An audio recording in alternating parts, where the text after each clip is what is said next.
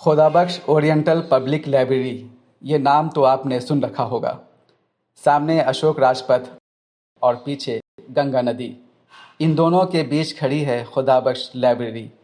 आम पाठकों के लिए भी उतनी ही ज़रूरी जितनी रिसर्च स्कॉलर्स के लिए। बहुमूल्य किताबों और पांडुलिपियों का भंडार, बेशकीमती ऐतिहासिक संग्रह।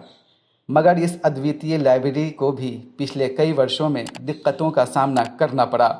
सबसे पहले तो नियमित डायरेक्टर की कमी थी, स्टाफ कम हो गए थे। एक तरह से लावारिस हालत हो गई थी इस लाइब्रेरी की। इसकी वर्तमान डायरेक्टर डॉक्टर शाइस्ता बेदार के आने के बाद से हालात सुधर रहे हैं, लेकिन सवाल है किस हद तक। लाइब्रेरी के इतिहास से लेकर वर्तमान और भविष्य की चुनौतियों पर चर्चा के लिए बिहार लोक संवाद .net के कंसल्टिंग एडिटर समी अहमद ने शाइस्ता बेदार से बात की। आदाब, मेरा नाम समी अहमद है। इस वक्त बिहार लोक संवाद .net की टीम खुदाबख्श लाइब्रेरी में मौजूद है। पटना की खुदाबख्श लाइब्रेरी बिहार ही नहीं, भारत की एक बहुत बड़ी धरोहर है। हम आज बात करेंगे लाइब्रेरी की डायरेक्टर डॉक्टर शाइस्ता रज़ा बेदार से। हम उनसे जानना चाहेंगे कि लाइब्रेरी आम लोगों के लिए क्या अहमियत रखती है, नई उम्र के बच्चे इससे क्या हासिल कर सकते हैं और आगे की क्या योजनाएं हैं। तो आइए बात करते हैं डॉक्टर शाइस्ता रज़ा बेदार से। हमारी ये लाइब्रेरी मैन्युस्क्रिप्ट्स के लिए मशहूर है। इसके फाउंडर खुदाबख्श खां थे। वो खुद एक बहुत बड़े बिब्लियोफाइल थे, किताबों के lover of books, and he had good collection of book जो उन्होंने इनहेरिट किया था अपने फादर से। उसके बाद ग्रेजुअली उन्होंने अपनी सारी दौलत इस लाइब्रेरी को बनाने में लगा दी, इस लाइब्रेरी को डेवलप करने में लगा दी, और ये लाइब्रेरी आज उनके घर में ही स्थित है। ये 1891 में it was open for public. आज के डेट में इस लाइब्रेरी में 20,000 से ज़्यादा तो मैन्युस्क्रिप्ट्स हैं, पांडुलिपियाँ जिसे कहा जाता है, Arabic, Persian, Hindi, Sanskrit, Turkish, Urdu में, और लगभग 3 लाख प्रिंटेड बुक्स हैं इंग्लिश, हिंदी, उर्दू लैंग्वेजेस में। और इसके सब्जेक्ट्स जो हैं वो हिस्ट्री है। हिस्ट्री मैन्युस्क्रिप्ट के सब्जेक्ट हुए history, Ionian medicine, geography, travelogue, और एस्ट्रोलॉजी, एस्ट्रोनॉमी, सूफिज्म, भक्ति, पुरानी साइंसेज, इस्लामिक स्टडीज, और a number of manuscripts on Hinduism also we are here in our library। तो ये एक कल्चरल हेरिटेज है। ये जो आप सब्जेक्ट समझ रहे हैं, सब्जेक्ट्स को देखते हुए ये एक कल्चरल हेरिटेज इसको कहते हैं। और यहाँ पर सारी सहूलतें दी जाती हैं, डिजिटाइजेशन भी चल रहा है साथ साथ, और जो स्कॉलर्स होते हैं उनको डिजिटल कॉपीज भी प्रोवाइड की जाती हैं। ज़ेरॉक्स चाहिए होता है बुक्स का तो ज़ेरॉक्स भी दिया जाता है। एक 2 रीडिंग रूम्स हैं, एक स्पेशल रिसर्च रूम होता है, और एक यहाँ का कर्जन रीडिंग हॉल होता है। कर्जन रीडिंग हॉल में स्टूडेंट्स तैयारी करते हैं डिफरेंट कॉम्पिटिशन्स की, उनको वो बुक्स भी प्रोवाइड की जाती हैं। सारी की सारी जो उनकी कॉम्पिटिशन की तैयारी के लिए किताबें ज़रूरी होती हैं, उनको लाइब्रेरी वो किताबें वहाँ पढ़ने के लिए प्रोवाइड करती है।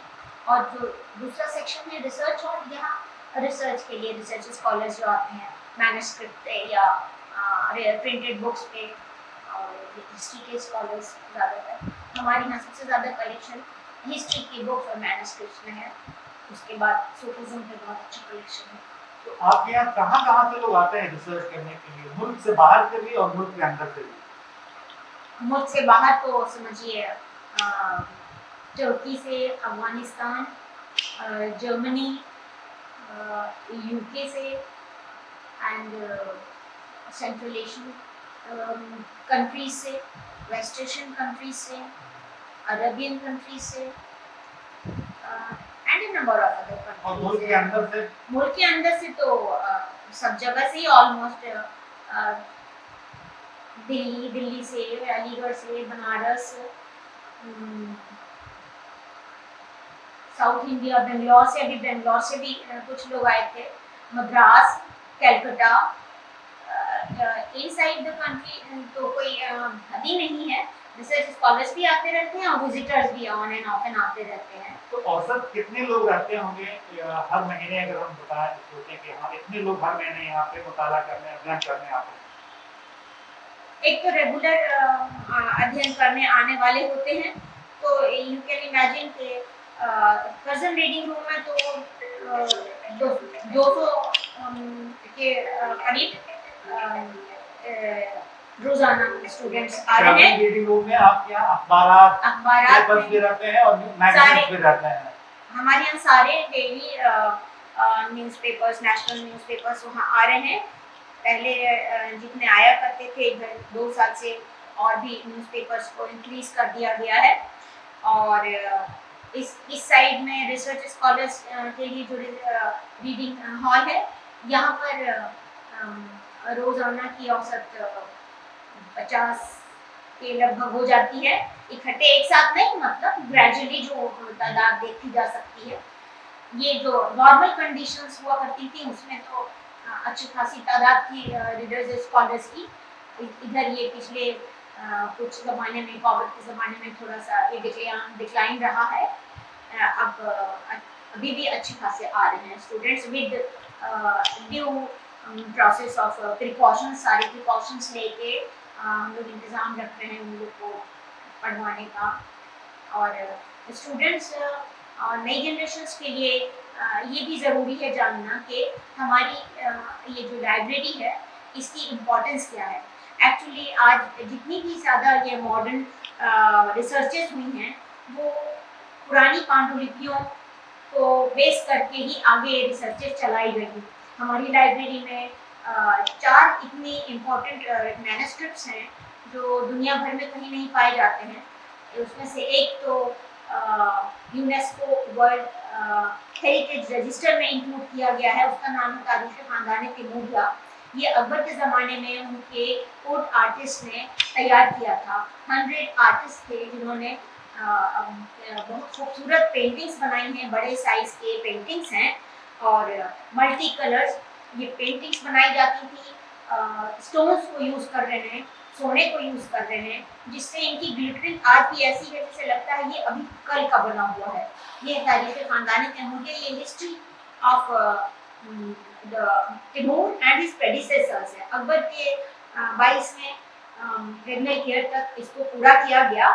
तारीख भी साथ साथ चल रही है और पेंटिंग्स भी साथ साथ चल रही हैं। बसावा, किशनलाल, बिशन, माथुर, रंगदास, ये इसमें इम्पोर्टेंट आर्टिस्ट हैं जिनके नाम लिए गए हैं।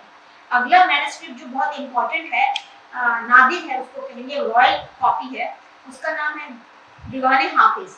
हाफिज आप सब जानते होंगे, ये हाफिज हैं, रूमी हैं, सादी, मशहूर नाम है पर्शियन लिटरेचर में। तो ये दीवान हाफिज को कंसल्ट किया जाता था जब किसी कोई नया काम करना है, उसके आगाज के लिए ये सोचना कि हम इस काम को करें या नहीं करें। जैसे इसको कहते हैं शुभ घड़ी निकालना और ओमेन निकालना।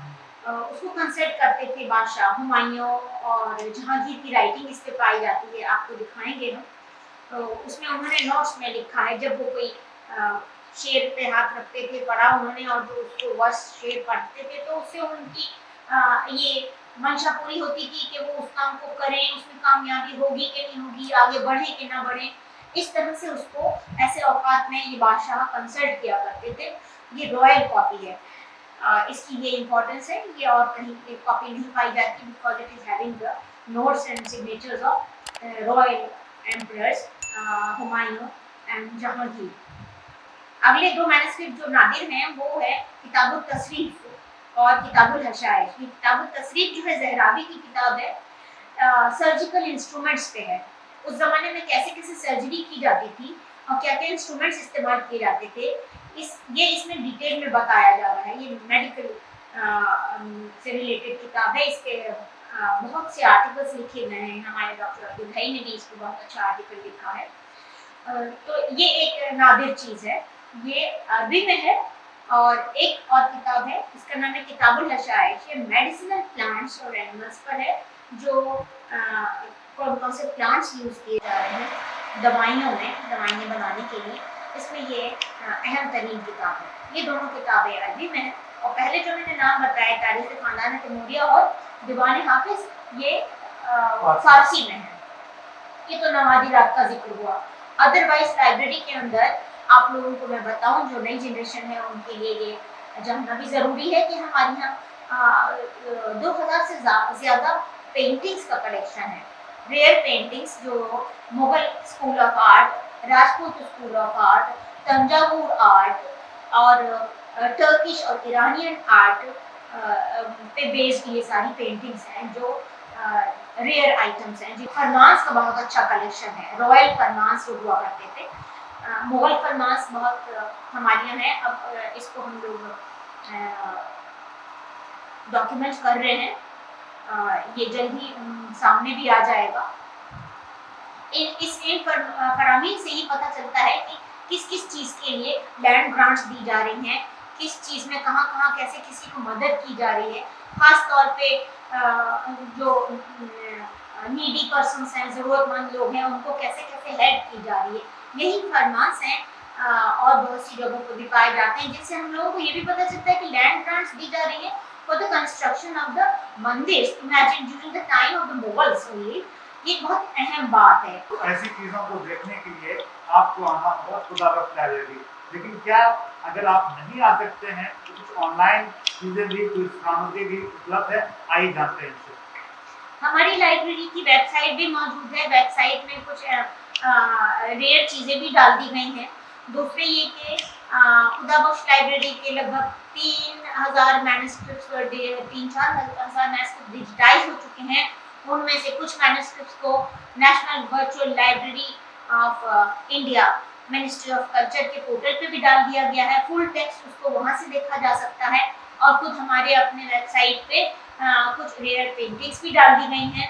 एंड जो यहाँ की टोटल मैन्युस्क्रिप्ट्स हैं, उन टोटल मैन्युस्क्रिप्ट्स का पहली बार एक कैटलॉग तैयार किया गया है।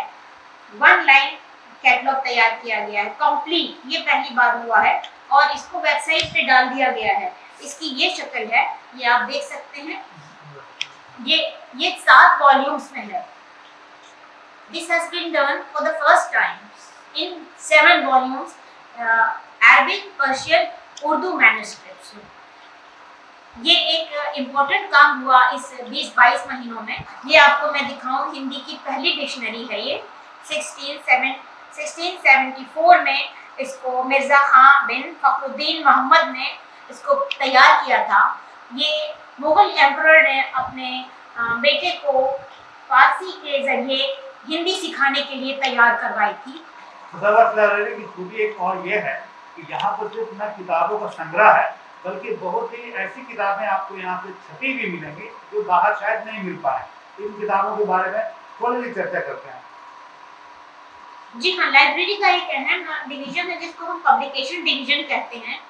लगभग 500 से ज़्यादा किताबें लाइब्रेरी ने छापी हैं इंटरफेथ अंडरस्टैंडिंग पर, और history, national movement, Sufism, Puranic sciences, Islamic studies, Hinduism, Islam, Buddhism, Jainism, Christianity. ये रिसेंटली भी ये चीज़ें पब्लिश की गई हैं। आपने देखा कि यहाँ पे कुछ ऐसी किताबें भी छपी हैं जो भारत के सामाजिक सौहार्द के लिए बहुत ही महत्वपूर्ण है। अब लेकिन आपको जान के ये अफसोस लगा कि लाइब्रेरी का एक ऐसा काल भी रहा है जब ये बिना निदेशक रहा है। मैं इनसे जानना चाहूँगा कि जब ये आई थी उससे पहले कितने दिनों तक ये बिना निदेशक रहा और किस हाल में उन्होंने लाइब्रेरी को पाया? इस बात का जवाब मैं अभी आपको देती हूँ। और एक चीज़ रह गई जो हमारी रिसेंट पब्लिकेशंस हैं, जिसके बारे में लोगों को जानना ज़रूरी है और जल्द ही ये आम भी हो जाएंगी। वेबसाइट पे भी देखा जा सकता है। एक तो ये है सीरत फिरोज शाही, हमारे यहाँ का एक नादिर नुस्खा है, रेयर मैन्युस्क्रिप्ट है, जिसका ये इंग्लिश पब्लिकेशन आ गया है। सीरत फिरोज शाही इसका ट्रांसलेशन है इंग्लिश में, which has been done by professor Syed Hasan Askari, जो एक माने हुए हिस्टोरियन है। ये उनका ट्रांसलेशन है जिसको हम लोगों ने अभी छाप दिया है। लाइब्रेरी को इसके अलावा और किन दिक्कतों का सामना है, जैसे फंड वगैरह के बारे में? हमें फंड्स मिलते हैं। सेंट्रल गवर्नमेंट की तरफ से फंडेड है हमारी लाइब्रेरी, और स्टेट गवर्नमेंट की तरफ से भी 4 लाख रुपया मिलता है, और 5 करोड़ हमारा सेंट्रल गवर्नमेंट की तरफ से मिलता है। अभी बस यही है कि हम लोग कोशिश में है, हम लोगों को कुछ अच्छे और फंड्स मिल जाएं तो हम लोग थॉरोली डिजिटाइजेशन कर सकें अपने मैन्युस्क्रिप्ट्स का। काम तो चल रहा है मगर और अच्छे पेस पे चल सकता है अगर हम लोग और चीज़ें भी जो मॉडर्न टेक्नोलॉजीज हैं उनके ज़रिए स्कैनर्स वगैरह अच्छे ले सकें। और नंबर ऑफ स्टाफ का क्या है सही है? पिछले ज़माने में समझिए 60 हुआ करते थे, अब हमारे यहाँ इस वक्त 34 स्टाफ है। स्टाफ जाहिर सी बात है कट हो गया है। पुराने ज़माने में ये रहा कि अच्छे से बजट आते थे, बजट आया और वो पूरा यूटिलाइज नहीं हुआ तो बजट वापस हो जाता था, और जो वैकेंसीज हो रही हैं तो उनके बारे में भी लिखते जाना चाहिए था, तो वैकेंसीज भरी जाती नहीं। ये बीच में जो 5 साल का ज़माना रहा, डॉलड्रम का ज़माना रहा, तो इसमें ये थोड़ा सा प्रॉब्लम हुई कि जो कुछ थोड़ा बहुत नुकसान होता चला गया, मगर आई होप सो कि ये सब चीज़ हम लोग को कर लेंगे। एक काम और बड़ा हुआ है, ये यहाँ पूरी लाइब्रेरी का stock verification for the first time in the life of the history.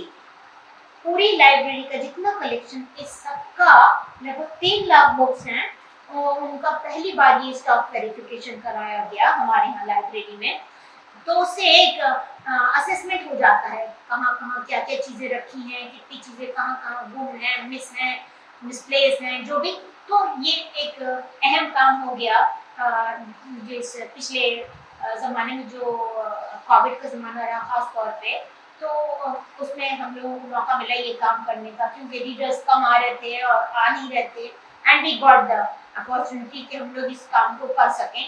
दूसरे ये कि हमारे यहाँ के स्टाफ का जो क्वार्टर्स थे वो ज़माने से रिपेयर नहीं हुए थे, टपक रहे थे, लीकेज था जगह जगह, उसको हम लोगों ने रिपेयर करा लिया है। ये एक बहुत बड़ी बात होती है। मेरी रिक्वेस्ट है, संक्षेप में आप ये बताएं कि लाइब्रेरी को आगे आप कहाँ ले जाना चाहते हैं, कहाँ देख रही हैं, विजुअलाइज कैसे करती हैं आप? हमारा टारगेट बेसिकली ऑब्जेक्ट हमारा यही है कि to create the awareness about the cultural heritage and to preserve this cultural heritage and to disseminate the knowledge available over here in this cultural heritage। ये तो हमारे ऑब्जेक्टिव्स हैं, और उसके लिए हम लोगों का मकसद यही है कि ज़्यादा से ज़्यादा हम अर्लीस्ट अपने यहाँ के इस कल्चरल हेरिटेज को डिजिटाइज कर दें, और फिर डिजिटाइज करके इसको वेबसाइट पे डाला जाए। एक तो ये अहम तरीन काम है। दूसरे ये कि ऐसी किताबों की पब्लिकेशंस हों जो एक दूसरे को करीब लाने वाली हैं। ऐसी चीज़ों को हम लोग ट्रांसलेशंस भी करें, उनका हिंदी की ट्रांसलेशंस उर्दू में हो और उर्दू के ट्रांसलेशंस हिंदी में हो, ऐसे सिग्निफिकेंट लिटरेचर के which is important and relevant for today's scenario. तो ये हम लोगों ने एक प्रपोजल भी रखा है कि ये हमारे यहाँ का ट्रांसलेशन का सेक्शन भी स्टार्ट किया जाए। हम लोगों ने काम शुरू कर दिए हैं। आपको हैरत होगी सुन के, एक काम नक्शे पायदार है शाद अजीम आबादी का, कल्चर पूरी हिस्ट्री है, बिहार की कल्चर हिस्ट्री है, उसमें एक इम्पॉर्टेंट चैप्टर है वो है हिंदू धर्म पर। हम लोगों ने उस चैप्टर को बाकायदा हिंदू धर्म को एक किताबी शक्ल दे दी है, और उसको जल्दी हम लोग हिंदी में ला रहे हैं। इसका ट्रांसलेशन भी करा दिया गया है। ये देखिए, हिंदू धर्म बिहार में शाद अजीम आबादी की किताब। इसको ये तो उर्दू बुक आप देख रहे हैं, इसका जल्द ही हिंदी ट्रांसलेशन आने वाला है हमारी लाइब्रेरी की तरफ से। और दूसरी एक किताब है संस्कृति की 4 अध्याय, दिनकर जी की किताब, उसका भी हम लोगों ने काम शुरू कर दिया है। वो उर्दू में हम लोग उसको लेके आने वाले हैं। वो भी बहुत इम्पोर्टेंट किताब है एक दूसरे को समझने के लिए, जानने के लिए। ये ऐसी सिग्निफिकेंट चीज़ें हैं जिसको जितनी जल्दी हो सके स्कॉलर्स के सामने, लोगों के सामने आना चाहिए, ताकि उसको पढ़ें, पढ़ के समझें what is our cultural heritage. हम लोगों को एक दूसरे का साझा हेरिटेज और सभ्यता को समझना है, और उसी में तो हम लोगों को जीना है असल में। इसलिए ज़रूरी है कि एक दूसरे को हम लोग समझें, ताकि हमारा देश आगे उन्नति करे। बहुत शुक्रिया आपका। ये थी डॉक्टर शाइस्ता रज़ा बेदार, डायरेक्टर खुदाबख्श खान लाइब्रेरी। उन्होंने अपने बारे में बताया, लाइब्रेरी के बारे में बताया, और लाइब्रेरी आगे कहाँ जा रही है, कैसे ये देख रही हैं, उसके बारे में बताया। इस बुलेटिन को पेश किया है टॉप कलेक्शन और सबिहा डिज़ाइनर ने।